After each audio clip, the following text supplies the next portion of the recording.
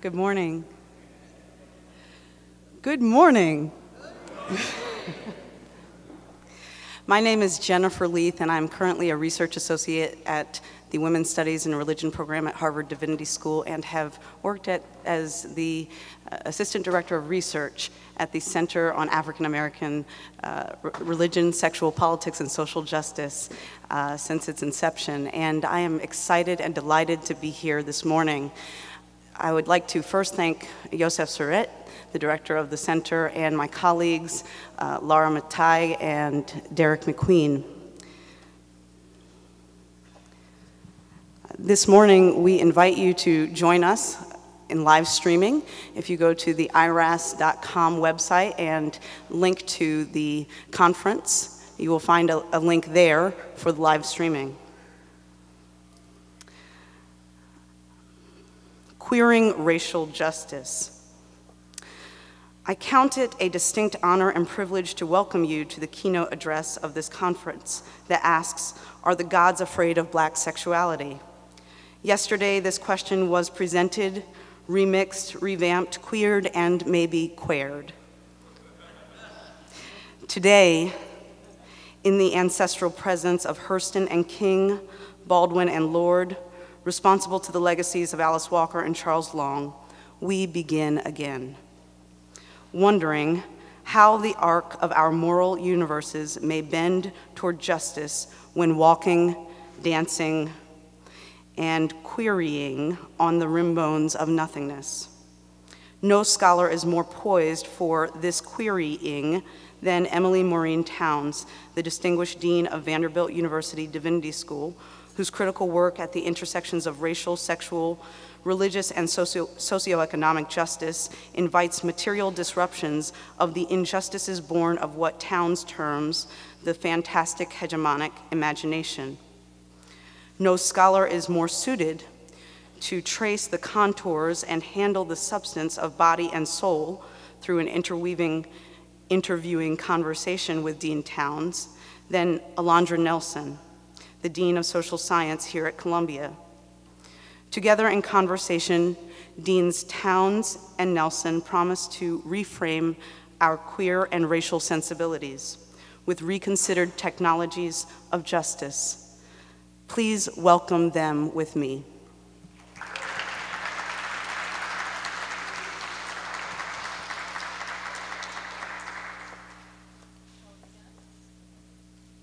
So good morning, everyone, and thank you, Jennifer, for that introduction. Good morning. Thanks, Aisha. I wanted to congratulate Yosef Surret on the launch of the Center for African American Religion, Sexual Politics, and Social Justice, which has been is the culmination and manifestation of work that a lot of people have done, but really it's an articulation of his unique vision. And Yosef is so generous that he puts the big umbrella over the project, but it's really his vision and a lot of his work. And so I want to congratulate you and thank you on the launch, Yosef. And also thanks to Laura McTeague, who has worked tirelessly to help Joseph manifest this vision. So I was asked to have this conversation with Emilie in part because we're friends of at least a decade, and Joseph wanted it to be an approachable conversation, and so it will be very much like a conversation. And I'm going to actually begin with my recollections of a trip that Emilie took Jennifer and I on to Brazil, to Salvador, to Bahia, about 6 years ago, that I think embodied a kind of querying racial justice, but it was so, natural, putting big scare quotes around natural, understanding the sort of ideological implications of a word like that. But I'm going to tell you a little bit about that trip so you understand what I mean. So Emilie and I were colleagues at Yale, where she was the first African-American dean at the Divinity School there and the first holder of a distinguished Mellon chair. And as I said, a few years ago, we took a trip to Brazil. We stayed on the grounds of a group of Christian religious. We had audiences with Yoruba religious leaders. We had a week of conversation with both heterosexual and same-gender loving women activists. We worked with domestic workers fighting against conditions of of captivity in Bahia. We talked to artists who danced and played music in carnival and were very much engaged in the kind of visual bacchanalia and sort of sexual performance that is partly of carnival. And we sort of talked and strategized with all of these people. And this was a pedagogical experience, and it was also a spiritual experience, but it all sort of came together because of Emilie. I mean, these things, could you think about a more pell-mell sort of collection of things to do on a trip with students, Yale students, to Brazil? But it all made sense because it made sense sort of with and through Emilie and with her perspective and vantage on the world. And it made sense because it was both epistemology and ontology. It was sort of a theory of intersectionality as being, right, or as living in the world. And it seemed natural, again, in scare quotes, and seamless because it was Emilie who showed us that it could be for us. This kind of way of being in the world could be for us too. So I was struck in thinking about preparing for our conversation today that this approach, that this trip that we took together was different than the way that we often try to think about African American studies and religion and sexuality together, because it doesn't, you know, putting those three words together or those three kind of traditions of scholarship often will leave us in a cul-de-sac, or we assume that it puts us in a sort of quagmire and a struggle that we have to get out of. And part of what we do want to talk about is the struggle of it, right, and sort of the role of activism and putting these things together. But there was also a just beingness to the experience of that trip that kind of was an example of how it wasn't necessarily, didn't always have to be a struggle. So, and as I said, this grew out of Emilie, effectively, and she had been taking students on trips like these for many years, and so we were in one group of other students who had come. And so I wanted to have this kind of sort of preamble by way of just asking Emilie to really talk about her trajectory and the work that she's been doing for, 4 decades as an academic that makes it look natural and seamless, right? But the rest of us are trying to catch up, and we're in the struggle that she lives, I think, as a teacher and as a scholar and as a religious person more seamlessly. So, how did you get here, Emilie, and how can we get there to begin? Well, I was born at a very young age. It's interesting that you asked this question because students at Vanderbilt, particularly black students at Vanderbilt, have been in my office at least 3 times this semester asking a version of this question. And I'm always stumped because their answer is, how do you do what you do? My first thought is I wake up every morning, I decide I'm going to stay sane,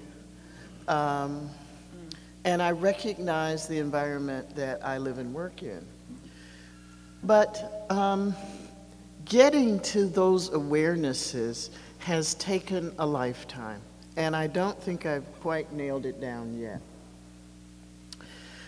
One of the things that I decided, and I have an unusual trajectory as an academic, because both of my parents were black academics. Both of them were college professors. Both of them were administrators in their university. And so the academy was never a mystery. Unlike so many of us, I watch people really have to think through, what in the hell have I landed in? Because it's a far, far place from home. It really is. But for me, I have the unusual shift of it being home. And one of the things my parents taught me, although they would not use this language, is don't get it twisted. That the academy and institutions only want you there when you're at their service. Don't invest your life in the institution. Invest your life in individuals, and be very careful about the individuals you invest in. Because we all know there are folks out there who will suck you dry. As a friend of mine who's now gone on to the other side used to say, they're bone collectors. So you stay away from the bone collectors. So I had a kind of foundation that brought, for me, to the Academy, a realism about its possibilities and also its actualities. And so I have never expected more than an institution would normally grant. And I don't mind being surprised and delighted when it does more. But I go to the least case scenario in all those instances. And what that does is, I don't think I'm not a cynic. I think I'm a hopeful realist about the work and what I'm able to do. Years ago, I was told that I was going to be a bridge person, and I said, "What's that?" And this was working in the early women's movement when white women and black women were trying to figure out, is the word ally even possible? And some of the black women said, you're going to be the one that can talk to the white women because we're done. You are that bridge person. And I thought that was a little much to place on a 25-year-old at the time. But I came to understand over time is you don't do that work by yourself.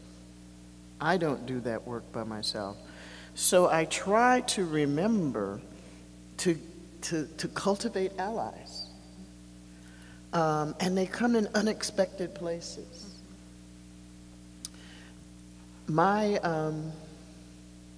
When I began Divinity School at the University of Chicago, I was the Racial Ethnic Coalition. I mean, I was it in residence. We had meetings every day when I looked in the mirror. I mean, it was...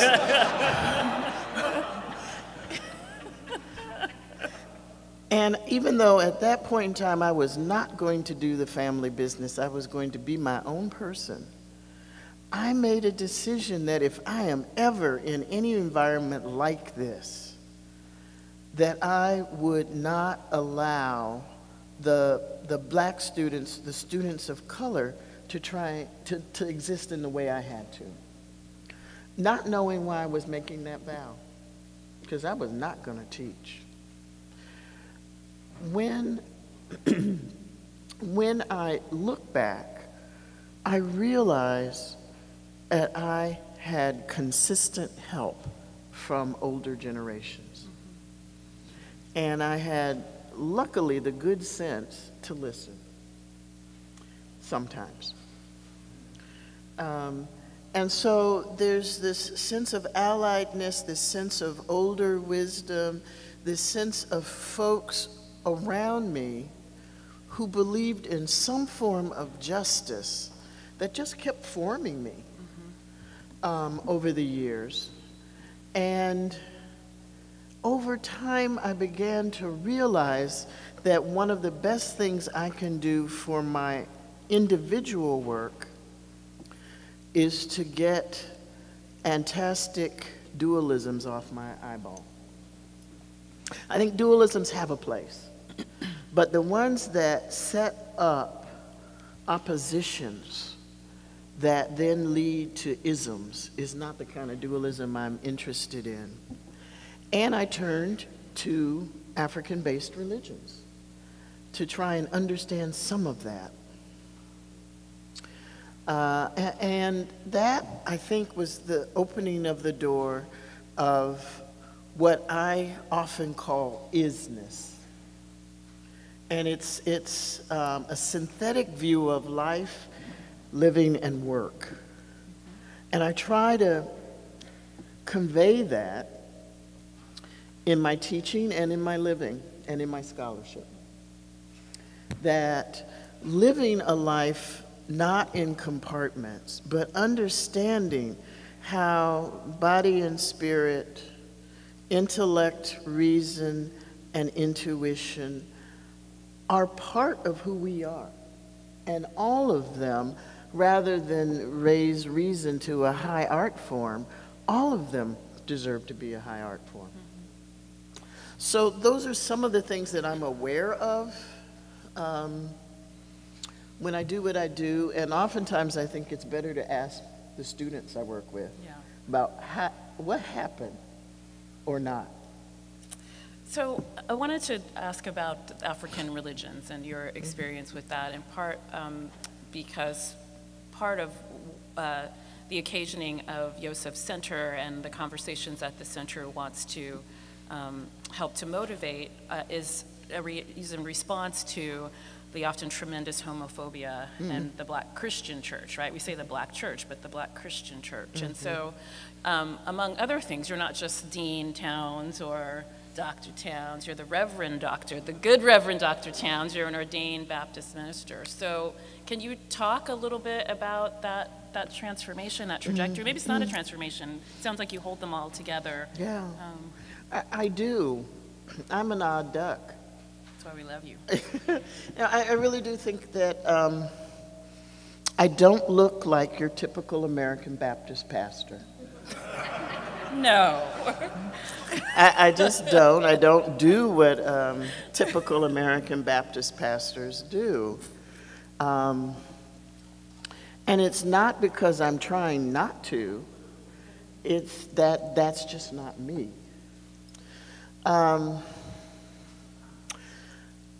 When I started going to Brazil regularly in the early 2000s, I realized that I had to make a decision. I was being introduced to candomblé practices.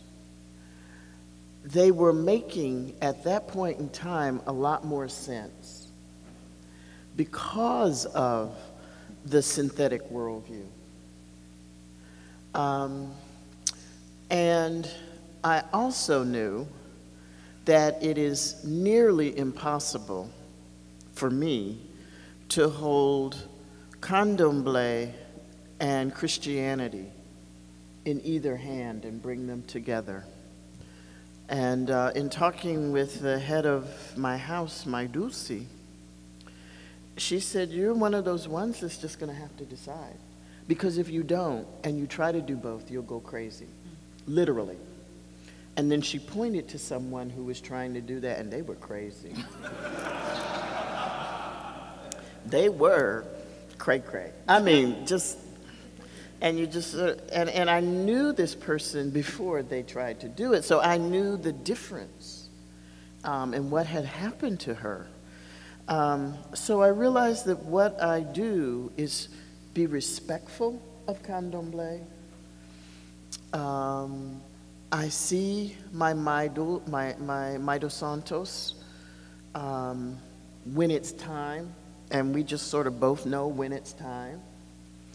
I get a reading, I check in with her, we do what we need to do. She does a cleansing almost always, because she said, you live in the US, everybody from the US needs cleansing. I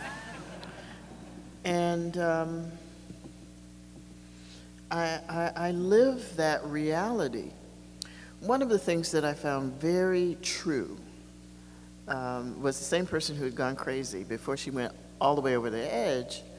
When she knew I was making a decision about coming to Union Seminary or staying at St. Paul's School of Theology where I was, she started praying to her Orishas. And she wrote me an email and said, I'm praying to my Orisha because I sometimes find that Jesus is busy. But my Orisha's always there. And I read that and chuckled, and then I went, what does it mean to be able to have a religious cosmos that can hold the respect and the observance of two very different spiritual worldviews? And that's what I've been trying to do. And I think that's what folks see. I don't try to profess this is the way to do it. This is the way I do it. It's possibly a model. but it may not be. So you've got your own journey you've got to be on.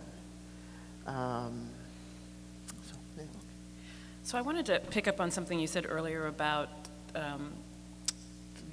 you being allowed to do what you do in part because of the wisdom and example of elders or people who had come before you. And I wanted to link that to the sort of issue of queering racial justice. So I want to kind of think about what that conjures for you, in part because of that I think our history or our ways of thinking about racial justice, because it's often tied to the Black Christian church, can be actually quite conservative. So we have, I was talking to a group of social scientists for lunch earlier this week, and they were all work with, it was people who work with domestic workers in the United States, people who work with, in the labor movement, the contemporary labor movement, and they were talking about how these activists often hark back to the modern civil rights movement of the mid-20th century, but that it's a resource and it's also a constraint. And some of that constraint is that tied with it is a kind of politics of respectability, is a kind of Christian conservatism. So how do we sort of think about racial justice and queering racial justice in a way that gives us paths to move forward? So, one way of doing this, I think, is the kind of new historical and sociological work about the civil rights and Black Power movement, work that puts sexual assault and rape at the center of the civil rights movement, like Danielle McGuire's book, work like Susan Schweik's that puts the Black Panther parties at the origin of the disability rights movement, right? Work that pays attention not only to, the retrograde work of the Panthers, but also, the fact that Huey Newton was writing about gay liberation. So that's maybe one way of thinking about queering racial justice. But what does that phrase sort of conjure for you? I've been thinking about the phrase for this conference and still am not quite sure. So let me take a wandering stab, and hopefully won't wander too long.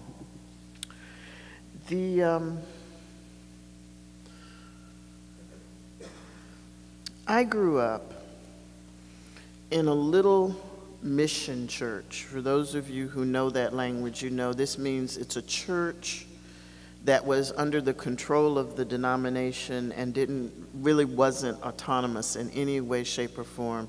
The pastor was whoever was sent.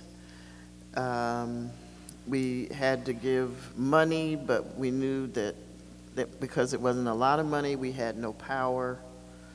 It had 20 pews. It was a small church.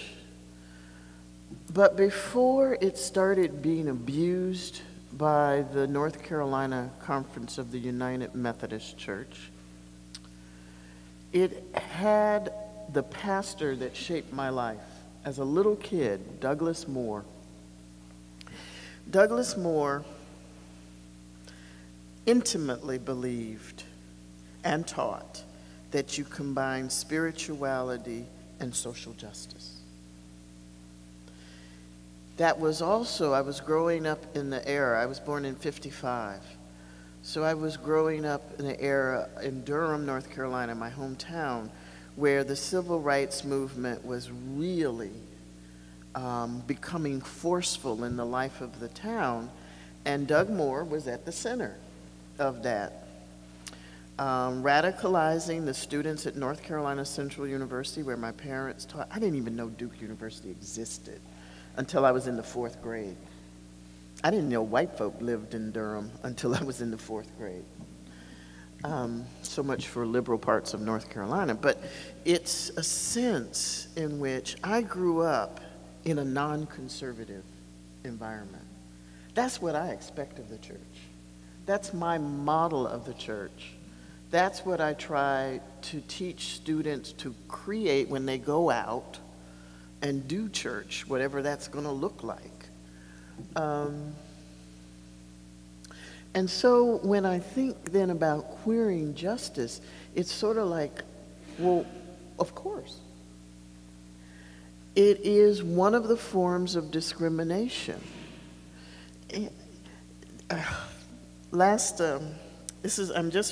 I just finished my first year as dean at Vanderbilt, which surprised many people. That you finished? That I finished and that I even went.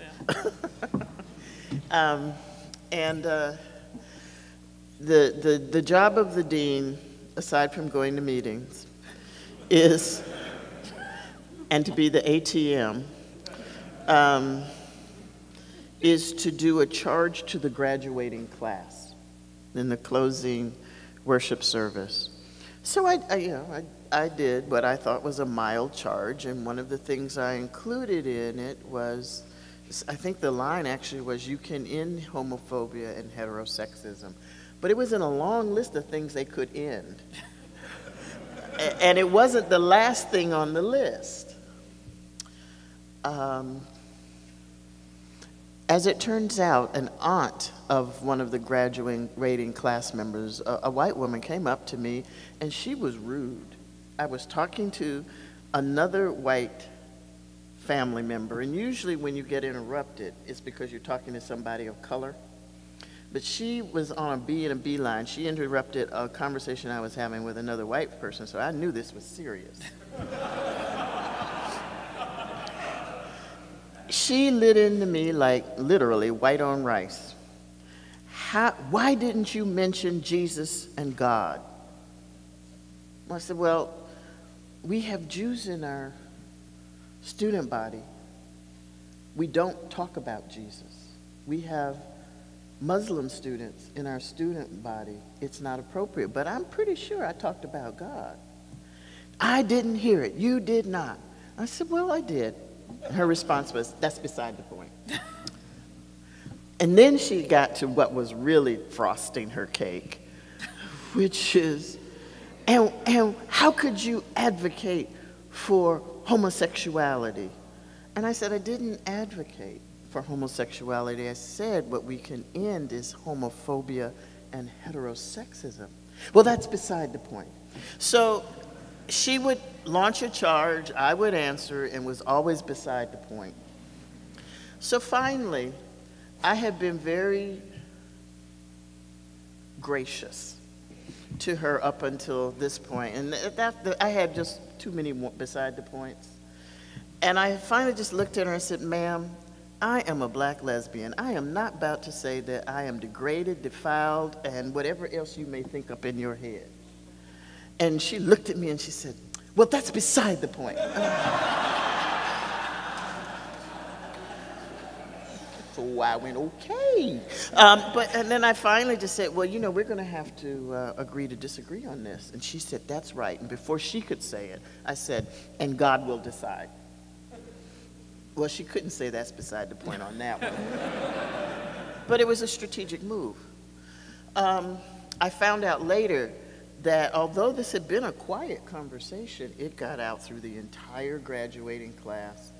And the young man who is the nephew of this woman wrote me an email the next day apologizing for his aunt and not sure where she comes from. Doesn't reflect the position of the family at all, or his, which I knew. I looked at that and I thought, I had to think about it for a while because it was so clear that the only thing she heard about the list of justice issues was homophobia and heterosexism. I told them they shouldn't be participating in race, defaming other religious traditions, stop beating on each other, be against police brutality. I mean, it was just a long list of things you could end. And I thought to myself, and I continue to think to myself, why this hot button? And it becomes for me an of course for racial justice, because I realize that I sit in a black lesbian body that refuses to give up my Christianity, that knows other religious traditions have more than enough to speak to me, and that my job is to listen. So racial justice that's only about race is not justice for me. And this is something that comes out of womanist work also. That early, that movement that came out of Union Seminary of New York, just across the street and down the road a little bit. So can you say something about that? I mean, I think people may not. I will. Womanist work, it's a term that hasn't been used much, if at all, yet in this conference. Came out of the writings of Alice Walker's book, In Search of Our Mother's Gardens, and her subtitle was Womanist Prose. And her editor said, "What's that?" And Walker came up with a 4-part definition of womanist, which is in the front piece of the book. The first definition talks about intergenerational knowledge and the passing on of the older generation to the younger generation, the things you need to know to survive. The second part looks at the community and the ways in which we bond together, other sex, same sex, and the responsibility we have to bring others along with us in the route to justice making. The third part looks at Black women's bodies and notes that we don't look like this ideal norm, and ends with loves herself regardless. And then the fourth part is the shortest part. Womanist is to feminist as purple is to lavender, which was a critique of white feminism and the inadequacies of it at the time, and probably still. There was a cadre of Black women students at Union at this time: Katie Cannon, Jacqueline Grant, Dolores Williams. I think some other folks are in the room. Anybody from that generation? And others who looked at this definition and said, this could apply to our work in the field of religion. And so they started to look at what does it mean to have a race, gender, and class analysis. Well, actually it was race, sex, and class analysis initially, and then it broadened to sex and gender, and then sex, gender, or sexual orientation, and then militarism got in there, and the environment has been added. It just keeps growing. But the bottom line is either, depending on which language you prefer, an interdisciplinary or Kimberly, intersectional analysis for using as a method to do the work in your discipline. So one of the reasons womanism in religious studies arose, and actually it's one of the few times that a new discipline arose in religion before it did the other sciences. Usually we are the last ones coming, is because as Black women, we realized that feminism was not enough and Black theology was not enough. One was too much concerned about race at the expense of everything else. The other was too concerned with sex and sexism at the expense of everything else, and that's not how our lives worked. So that kind of interdisciplinary analysis pushes me to say it's not all about one thing when we look at justice. And if we talk about racial justice, we need to look at the fullness of Black bodies in our communities. And not act like it's something new, that we are diverse, because we always have been. And trying to push then the boundaries of how we think about race. It's always interesting to me, and Darnell did not do this yesterday, and I was so thankful that when we talk about police brutality, usually the list is young Black men. The young Black women get left off. He inserted them into, and it was just a whole nother list. It gave us a sense of, this is not just about the threat of Black male bodies, this is the threat of Black bodies in this culture. And sometimes we're scared of ourselves. So I wanted to ask you, I had written a question specifically about intersectionality, so I want to maybe go back to that. And I wanted to, this is a question both for myself, because I don't work on religion, spirituality to me is a very private thing. The only time I ever talked publicly was at the conference that you held at Yale called Middle Passages. You were great. Some of you were there, I met Yosef there. I don't, this public religion stuff, I don't do all that. So,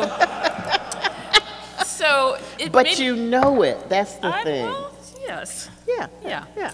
So, but I guess the question is thinking, so one of the things is I've been going back in the last sort of few years in particular, teaching intersectionality, that's been shocking, is that here we have a theory that gets taken up as being about race, class, and gender, and we're adding more things, but a theory that in its foundations of mapping the margins is about the criminal justice system and about immigration, and that we lose that.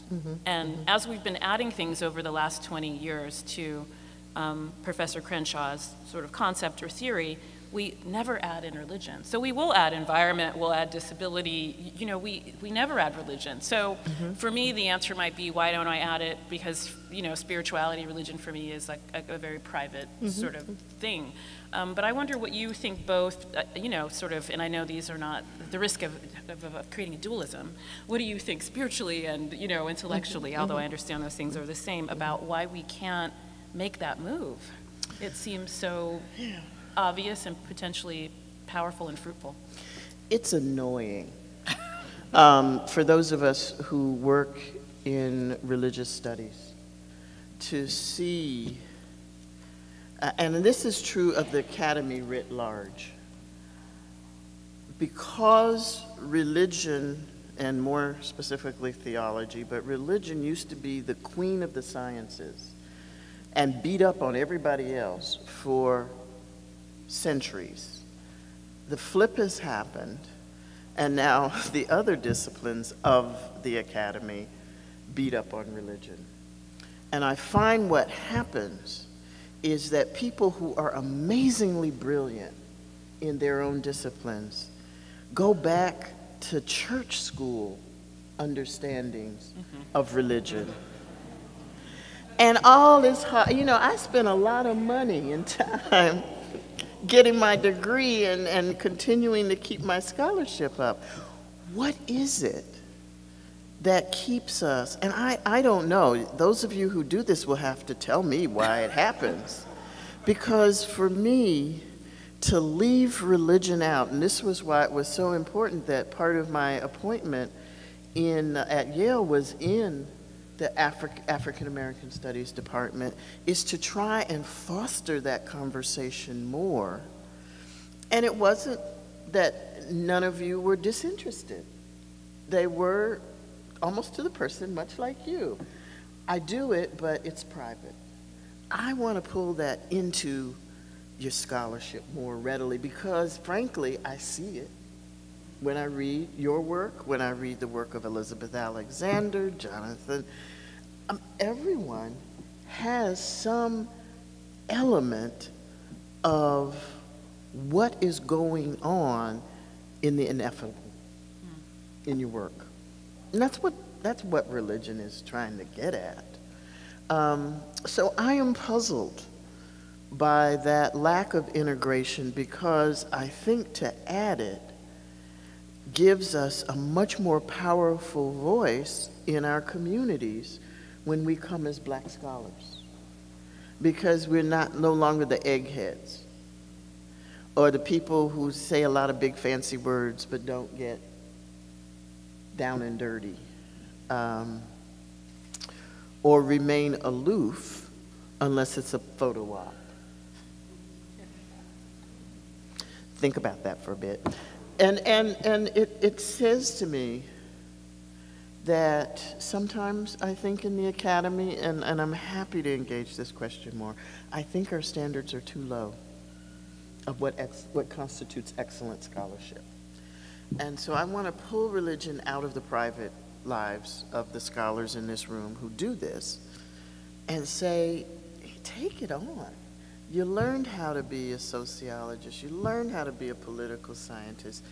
Now, learn how religion, and not facile forms or facile understandings, or the harm our religious upbringings did to us, because a lot of us are recovering from that.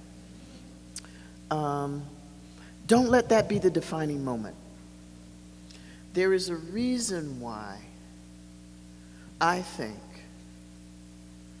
not only because of what Doug Moore taught me, that there is a liberative element in understanding the transformative power of religious thought in people's lives. We need to look at that more and not just sort of, that's the evangelical, those are the white people over there doing the things. There's the Eddie Longs, the what's his name? T.D. Jakes. Let's look at Otis Moss III, Trinity UCC in Chicago. Young black man doing the Beecher lectures at Yale this week, the oldest lectureship in the country. He's up there, and he's been black his whole life. He's a graduate of Yale, went up the rough side of the mountain while a student there, but has come back to talk about the nature of preaching. Let's look at him, Freddie Haynes in Texas. There are forms of church, Christian church, that don't do the conservative thinking we heard last night from that young woman at the church who started quoting Leviticus, and then it went bad from there. So that I get annoyed. But you love us anyways. Well, I do, because I you know, if I thought was the be all and end all, I would be perfect, and I think perfection is boring. And so I like to get into the mess of our lives and say, come on, y'all, let's do this better.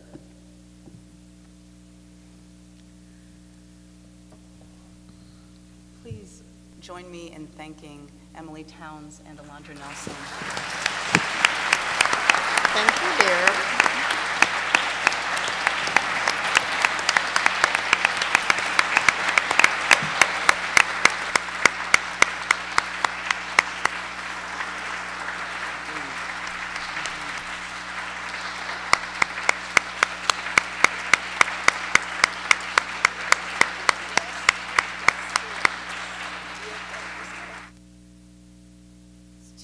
Formidable scholars have begun to excavate the isness of queering racial justice.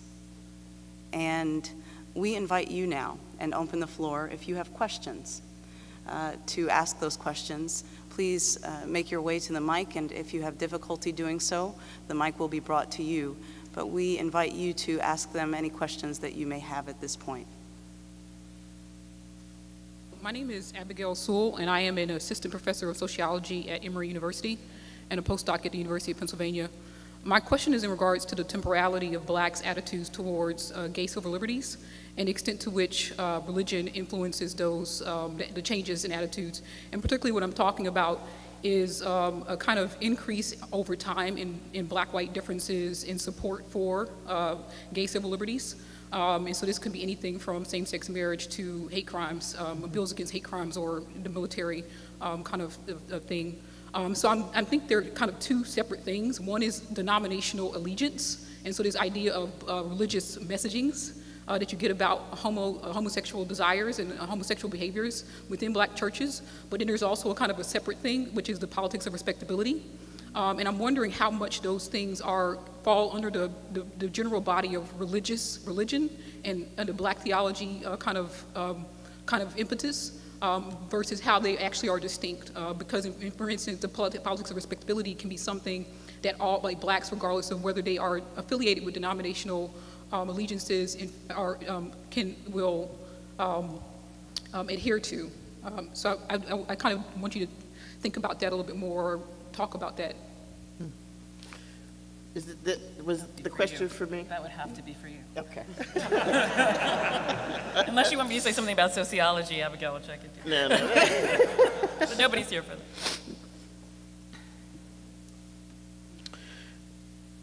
that. There's a bit of an echo, so I think I heard all of your questions. So if I didn't, just correct me and I'll back up and start again. I think one of the most deadly aspects of Black Christian life, and it may include other Black forms of religiosity as well, is this notion of politics of respectability, because I think it is formed by having white folks on our eyeballs and not having a genuine appreciation, respect, or more importantly, love for Black bodies. So our standards are not good enough. We don't set our standards often in a politics of respectability. When I see that practiced, it looks like Black folk in whiteface for me.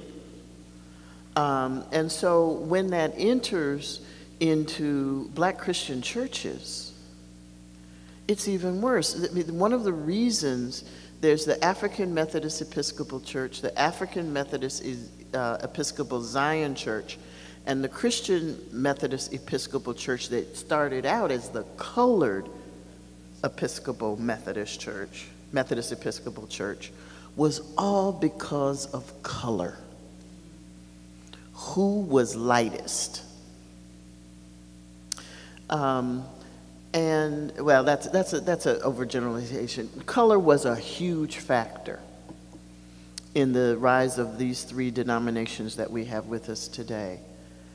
What are we doing when we do that to ourselves? What is the brown bag test? Frankly, you know, I'm closer to the brown bag, but my sister takes after my father, who was dark chocolate. I don't see the reason for that being a standard. And so I think that yes, I think they especially denominational, you see this thing that is emerging in too many Black Christian churches, where they are adopting standards of conservative white Christians who hate Black folk, except if we are homophobic, and willing to join them in trying to drive the LGBTQI folk out. And take money. Let's be honest. Some of these churches are taking their money. So I think there's something about 30 pieces of silver and somewhere in the Bible that did not turn out well. We need to be very clear what really constitutes an ally around gay and lesbian issues. It was fascinating to me to watch the coverage of last year of my beginning at the Divinity School as the first Black dean. And I wasn't the first woman dean. There was somebody before me. And there was a AP story that ran. I think they called, well, no, it didn't include lesbian dean, but it was Black dean arrives at Yale, at Vanderbilt Divinity School, whatever. Same AP story. It was carried in conservative, homophobic press on the web. It was carried in liberal presses on the web. They didn't change a word, but the message was different. Same story. We have to be mindful of how we are used by folk. And we have no control over that sometimes. So. Thank you. Hey, Renee. Hello. I want to just sort of push again to have us all think about Christian hegemony once again, because I think that, first of all, I'm sure that everybody here is a Christian. And, no, right? And is not a Christian, right? And this is what I want to say about, you know, the comments early on about candomblé. I've been practicing Lukumi Yoruba tradition for about 25 years. I'm also ordained an Episcopal priest, which I'm pretty much going to set that aside. I did an Ebo Eje, an Anchada for my Orishas at Union Seminary in the Gifford Hall. People who know me don't know that. I mean, some people do know that, but I have been practicing for quite some time. And I'm just kind of thinking about your idea about being crazy, about practicing both. That might have been your leader's assessment of you. Yeah, I tried to make that clear. Yeah, so because I think that one of the problems we have in not being able to really push and even for justice is imagining ourselves beyond Christianity. And in fact, I think in a lot of ways naturally beyond it. I mean, I think a lot of people practice multiple religions. I met Orisha in the basement of an Episcopal church in the South Bronx, where I was a seminarian and a deacon. These things are not separate. I think that, so I'm wondering what the whole idea, even the people who are crazy is the people who are the prophets a lot of the time. So what I'd like to, I don't know what your feeling is about this, but you talked about scholars coming out, bringing religion out of their private lives, right? And I think it's because religion is a world power. It's like, clearly it's a political power. But I'm also thinking about how we can bring religion, our own multiplicities of religious practice out into the open so that we can have some wider roads to walk down. I found incredible healing in Lukumi that I've never found in the Christian church. So I'm wondering, you know, what you think about that and being clear about many of us do many of these things, and let's talk about it. You know, so thank you, Dr. Hill. Thank you. Thank you. No, I think you're right, and thank you. I do want to underscore, this was what my Mito Santos told me. If you do this, Emilie, you will go crazy, because you can't hold both. And she pointed to somebody who couldn't hold both either, but wouldn't listen. So I had a very tangible model. I don't assume that it can't be, because there are too many practitioners in Brazil who are both Roman Catholic and candomblistas. And they're the leaders of their religious congregations. They're all over the place. So I know it can be done. I'm just not the one to do it. I don't have that gift. Right. So I do want to underscore that because I'm not trying to make my experience universal. I think it is very difficult, and which is why I tried to put Christian in front of church every time I used it, that I am talking about Christian folk here. I think the Muslims in the room, do we have any other religious traditions in the room among black folk? These are the people who can tell us, does this make sense from what I've said? And how does it transform? And that's the conversation I think is the next conversation among scholars of religion who are black, is to say, who else is already in the room but is afraid to speak because all we do is Jesus, Lord and Savior. And start that conversation. So I don't disagree. Next, we'd like to invite the next 3 questions, if that's okay. Yeah, all right? I'm good. And we will take those and then hear responses after we've heard those. Thank you. Okay. I'll try to make this so that you can do that. So I wanted to appreciate the notion of dualisms that set up oppositions that then lead to isms, and then you went into isness. So my question has to do with the reality that many of us are living divided lives, having divided minds. So the challenge is to integrate into our whole selves, sexually, racially, and spiritually. But where do we find, or are we seeking the permission to do so, such that we could live authentically? These various divisions, but bringing them into wholeness.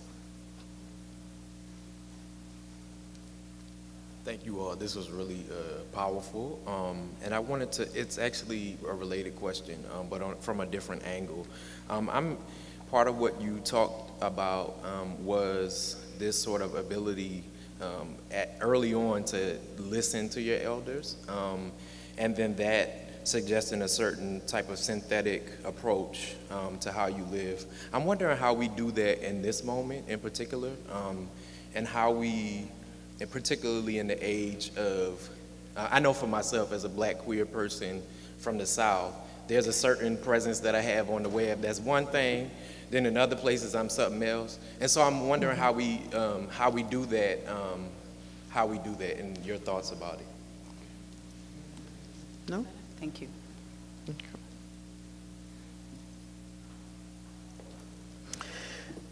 In terms of integrating ourselves back into wholeness, and where we can find traditions and spaces to do that, my pessimistic day is we have to create those traditions because they don't largely exist in the spaces that are often readily available to us.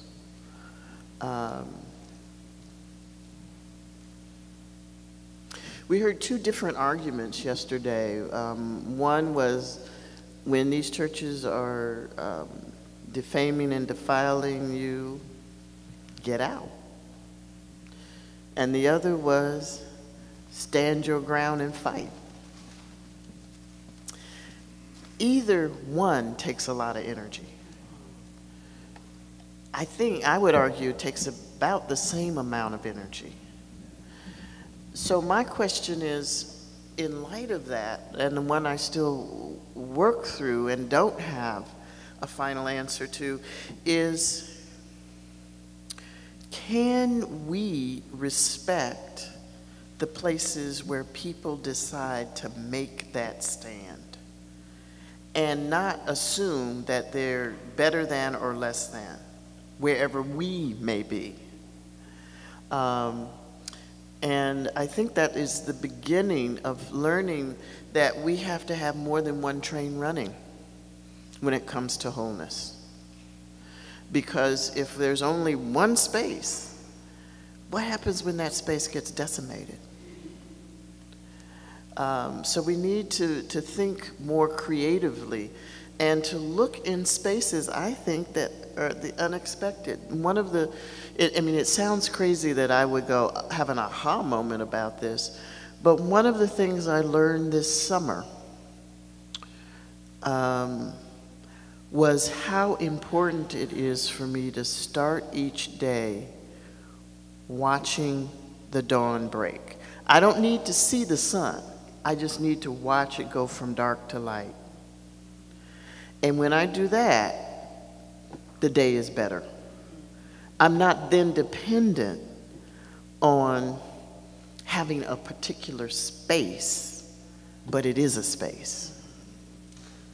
We need to cultivate those kinds of practices for ourselves, where we find that place that centers us, be it in community or not, or both. So I think wholeness is such an elusive thing in this culture of ours that we've got to find more than one space. We really do. The conversation in the first panel yesterday around hip hop colors my response to your question. How do we listen to our elders today? What is it? There are elders who are not wise.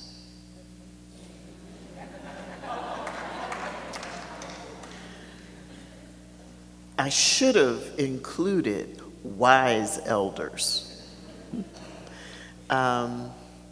Because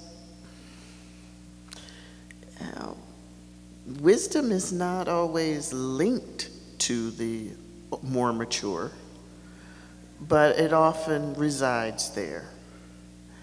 But a wise elder also knows that young folk coming up have wisdom too. How do we foster that intergenerational conversation? One of the things I like about what's going on at Trinity UCC is that Otis decided that that church needed to become more intergenerational. There's already a powerful ministry coming out of Trinity. But what he was watching was, or what he found when he got there was, there wasn't enough conversations going back and forth between the generations. And not everybody's happy about this new conversation that's happening.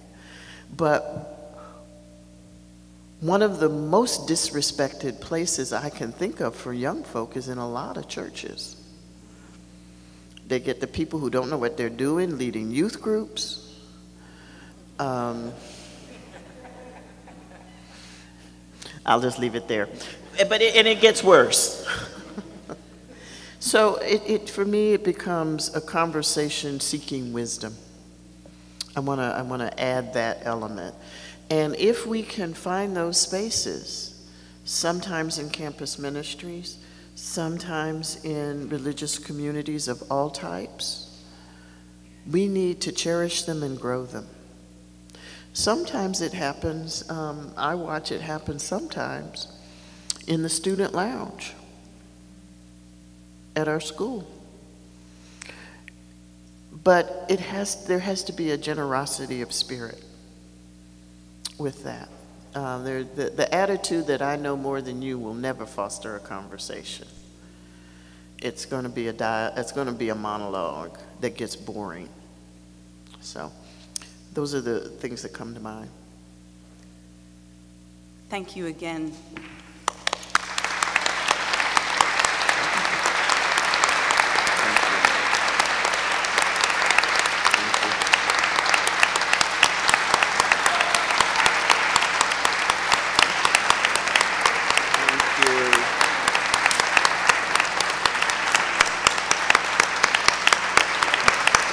And let me just say thank you to Alondra Nelson and Jennifer Leath. Some of you know that Jennifer is my now former PhD student.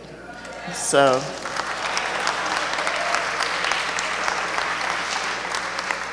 and Alondra taught me how to survive at Yale and then left. So I followed her model.